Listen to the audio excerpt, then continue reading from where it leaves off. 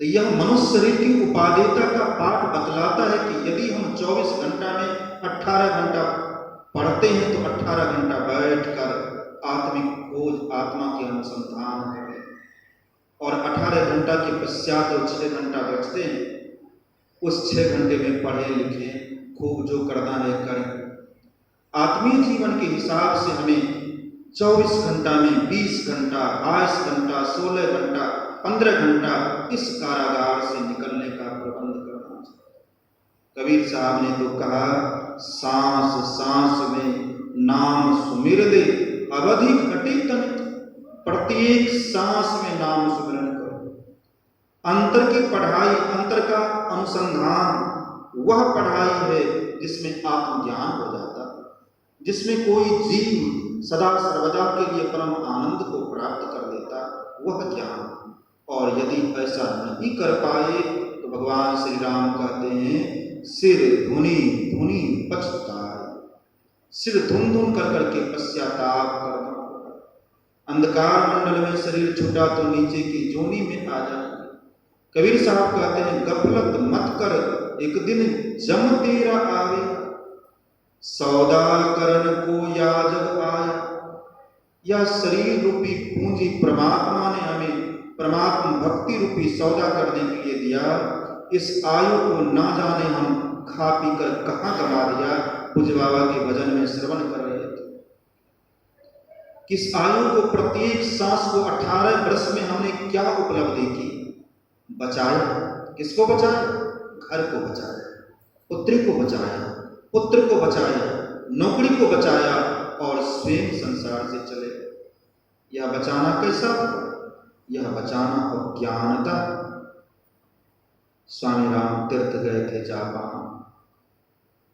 Japan में प्रवचन के पश्चात वे एक चौड़ी सड़क पर घूम रहे थे। उन्होंने देखा कि एक 7 मंजिले घर में आग लग गई। जापान जैसे उन्नत देश में भी स्वामी राम तीर्थ के समय में 5 ग्रेड का आविष्कार नहीं हुआ था, अग्निशमन यंत्र नहीं बना था, अग्निशामक यंत्र नहीं था। जब किसी घर में आग लग जाए तो अग्निरोधक कवच पहनकर सिपाही आता, जिसे उड़नदस्ता कहा जाता था, घर से कीमती सामान को बचाकर बाहर कर दे। घर की आग को बुझा पाना संभव नहीं था। उड़नदस्ता आया, घर से जाकर कीमती सामान को बचाने लगा। एक मंजिले पर गया, सारे दस्तावेज को निकाल दिया, सोना चांदी हीरा जवाहरात को निकाल दिया, कपड़ा लत्ता सब बचा लिया। इस प्रकार से जहां तक हो सका सेठ के सारे सामानों को बचाने के बाद उड़नदस्ता सेठ से पूछता है कि मैंने अपने जानते आपके सारे बेशकीमती सामान को बचा लिया।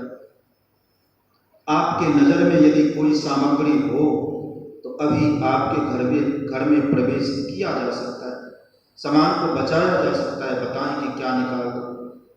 सेठ ने कहा, मैं तो बेहोश विक्षिप्त हूं, जाओ 7 महले तक जाना, देखना कुछ मिले तो लौट कर आ जाना, लेकर आ जाना।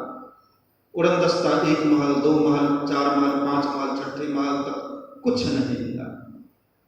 जब 7वें महल पर जाता है तो देखता क्या कि सेठ का इकलौता बेटा, जिसकी आयु 2-3 वर्ष की थी, घर की दाहकता के कारण, अग्नि की उष्णता के कारण उसका प्राण पखेरु वहीं उड़ चुका है। सब तो अपना प्राण लेकर भागा, लेकिन बच्चा को नहीं बचा पाया। उड़नदस्ता उस मरे हुए बच्चे को गोद में लेकर उदास मन से पश्चाताप करते हुए, आंख में आंसू की धारा भी बह रही है।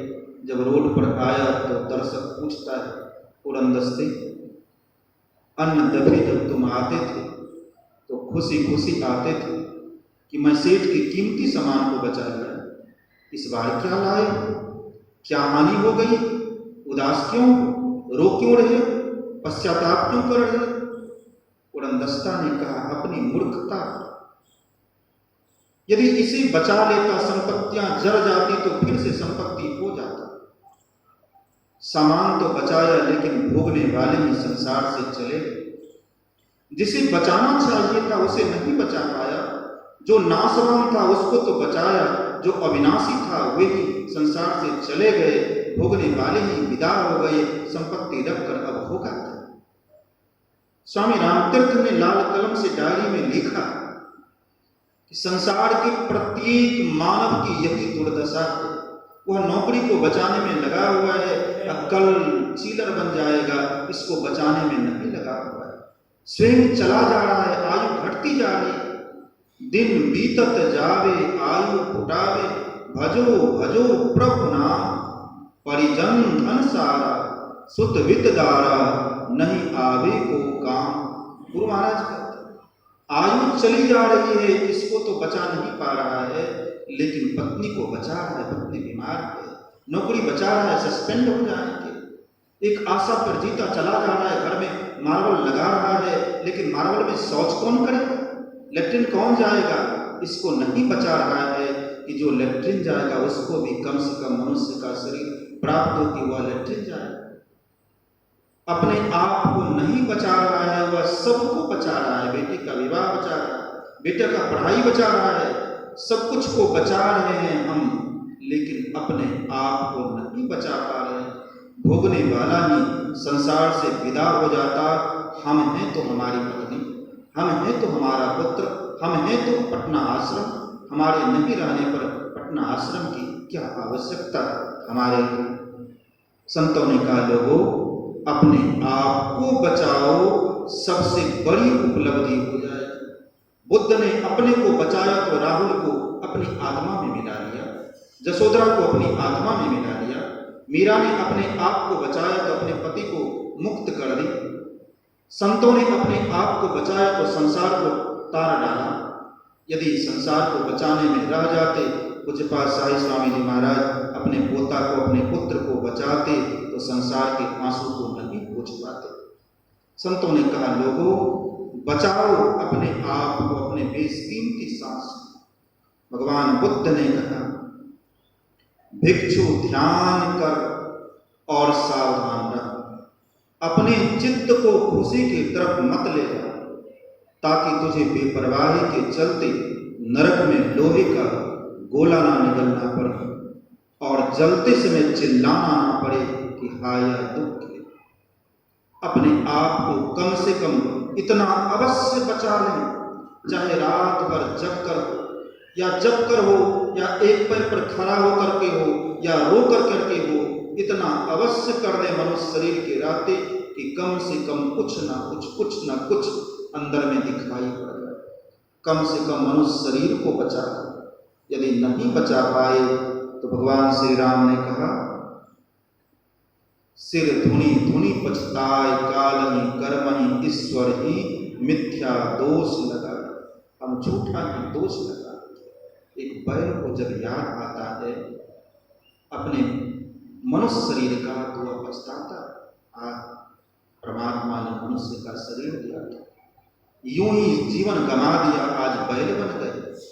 वह पश्चाताप की अग्नि में जलते रहता है।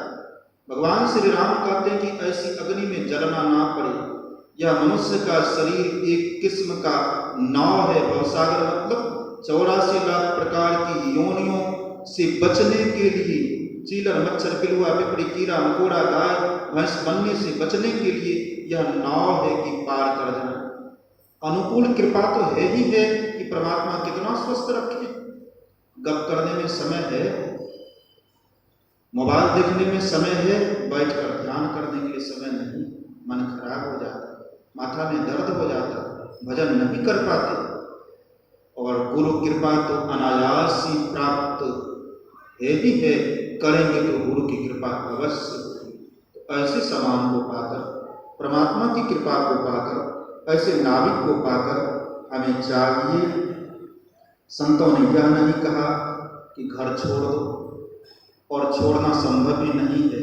संसार में रहें, करें सब कुछ, लेकिन अपना काम, अपनी पढ़ाई भी तो करें।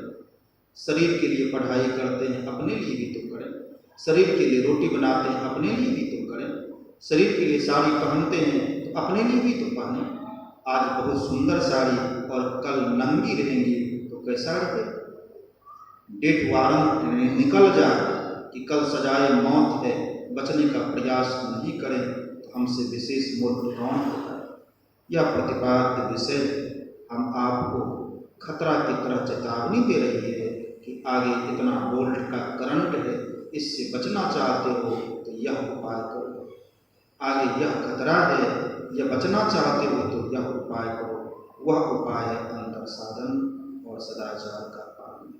अपने आप से प्रीति करना चाहते हैं, सच्ची कमाई करना चाहते हैं तो अवश्य ही समय निकाल कर अंतर साधन करें।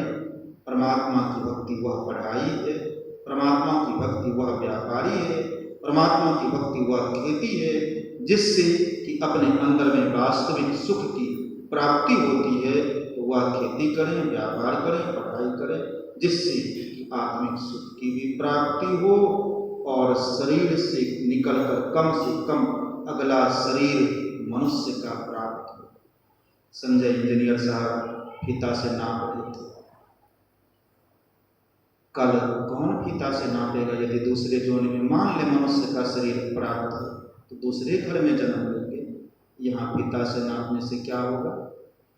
संतों ने नहीं कहा कि फीता से मत नापो, मार्बल मत लगाओ, लेकिन पहला काम है अपने जीवन का मार्बल लगाओ। पहला काम है स्वयं को उपदेश करो। पहला काम है ध्यान कर लो तब पढ़ाई करो। पूरी रात ध्यान कर लो तब कल का काम करना, नौकरी पर जाना। यह करते रहेंगे तो इहलोक और परलोक दोनों कल्याण में होगा। अनायास आना हुआ। दो शब्द बाबा की कृपा से कह पाए। इन्हीं शब्दों के साथ सत्संग को यही विराम दिया जाता है। श्री सद्गुरु महाराज।